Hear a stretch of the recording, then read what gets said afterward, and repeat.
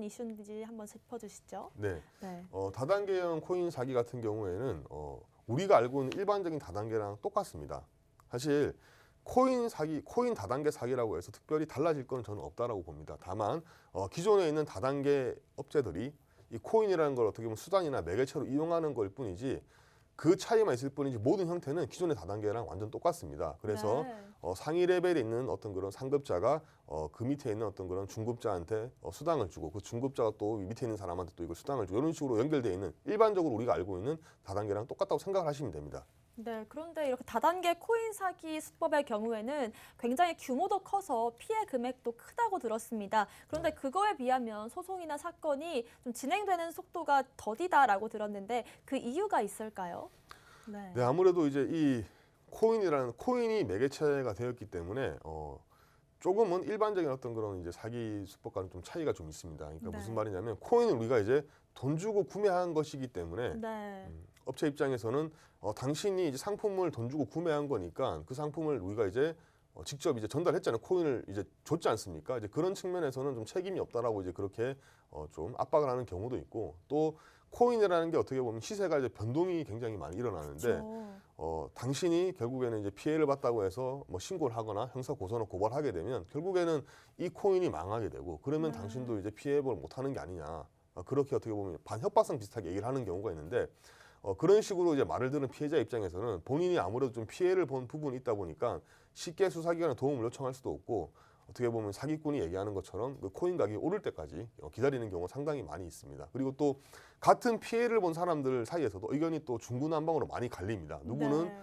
그냥 깔끔하게 신고하고 경찰 고소해가지고 어쨌든 법적인 처벌을 받게 하자라고 하는 사람도 있는 반면에 누구는 네. 야 절대 하지 마라 이건 어쨌든 간에 우리가 네. 수익이 날 때까지 기다려야 되기 때문에 네가 단독으로 독단적으로 행동하지 마라 네. 그렇게 하는 경우도 있기 때문에 그런 어떤 부분 때문에 또 어떻게 보면 피해자들끼리 단합도 좀 잘 안 되는 측면이 있고 그렇죠. 이런 측면들이 좀 피해 구제를 조금 막는 어떤 이유인 것 같습니다. 그렇습니다. 아무래도 이 다단계 중에서도 코인이라는 이 특성 때문에 또 일어나는 문제들이 또 있는 것 같습니다. 또 암호화폐 관련해서 역대 최대 규모의 사기를 저지른 혐의로 지난 4일 대표가 구속 기소됐는데요. 현재 그 사건은 지금 어떻게 진행 중인가요?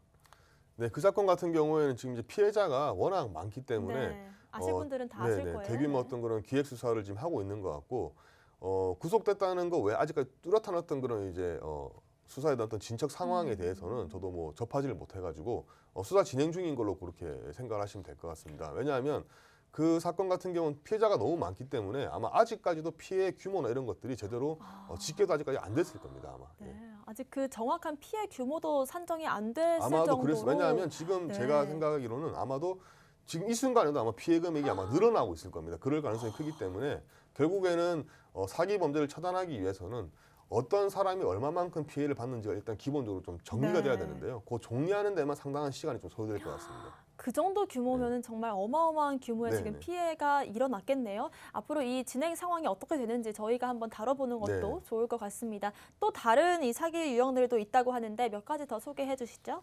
네. 네. 제일 크게 이제 그 어떻게 보면 이제 되는 사기 중에 하나가 카지노 이제 복권식 사기 네. 수법이 있는 것 같고요. 그리고 이제 코인에 투자를 하게 되면 원금을 보장한다고 해놓고서는 실제로는 원금을 보장 안 해주고 이제 먹튀를 하게 되는 유사수신 형태의 어떤 그런 사기 수법도 좀 있는 것 같고요. 그리고 이거는 아직까지는 좀 명확하게 좀 정립이 안 된 부분인데 의도적으로 시세 조정을 하는 그런 사기 수법도 좀 있는 것 같습니다. 그래서 이런 부분들은 기존에는 좀 어떻게 보면 없던 형태의 어떤 사기 수법이기 때문에 시청자 여러분들이 좀 더 주의해서 좀 살펴볼 필요가 있는 것 같습니다. 네, 사실 여러 가지 정말 있는데 이 중에서 저희가 좀 더 흔하게 접할 수 있는 것 중에 하나가 의도적인 시세 조종이 아닐까 싶습니다. 네. 그러면 이제 코인 발행 측에서라든지 어떤 특정한 이 세력들이 네. 이 시세를 조작한다 이런 말씀이시죠?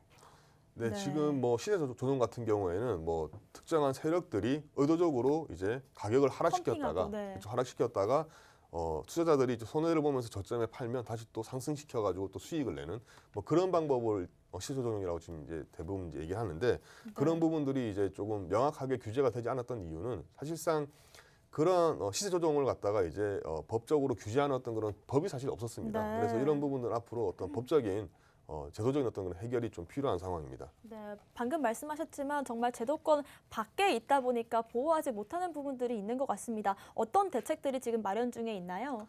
네, 지금 이제 민간 차원에서도 여러 가지 어떤 그런 이제 그 대책들을 많이 이제 세우고 있는 걸로 알고 있는데요. 민간 차원에서 어떻게 보면 이제 거래소들이 연합을 해서 어떻게 보면 이제 연합을 해가지고 회원사들을 모집해서 거래소 차원에서 어떻게 보면 그 거래소의 어떤 그런 자구책을 마련하는 그런 연합체도 있는 걸로 알고 있고요. 또 그거와 별개로 이제 데이터 자산 공제회라고 해서 네. 코인을 발생할 수 있는 손해를 이제 보전할 수 있는 그런 어떤 사업도 추진이 좀 되고 있는 걸로 알고 있습니다.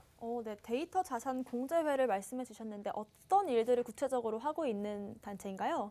네. 네, 지금 이제 자산 공제 같은 경우에는 저도 뭐 사실 정확하게 지금 개념적으로 제가 지금 저도 이제 네, 정립은 안 됐는데 아마도 앞으로 이제 자산 공제에서는 어떤 거래소나 협회나 어떤 관련자들 어떤 그런 의견을 좀 수렴해가지고 조금 전반적으로 향후 특근법의 어떤 그런 신고 기한이 지나고 나서 투자한 어떤 그런 거래소 회원들이나 투자자들 어떤 그런 피해를 좀 막고 또 네. 마찬가지로 거래소 역시 마찬가지로 지금 이제 되게 신고 수리에 되게 지금 난항을 겪고 있는데요. 그런 부분에 있어서 좀 피해를 좀 막는 어떤 그런 형태로 지금 추진을 좀 하고 있는 걸로 알고 있고요.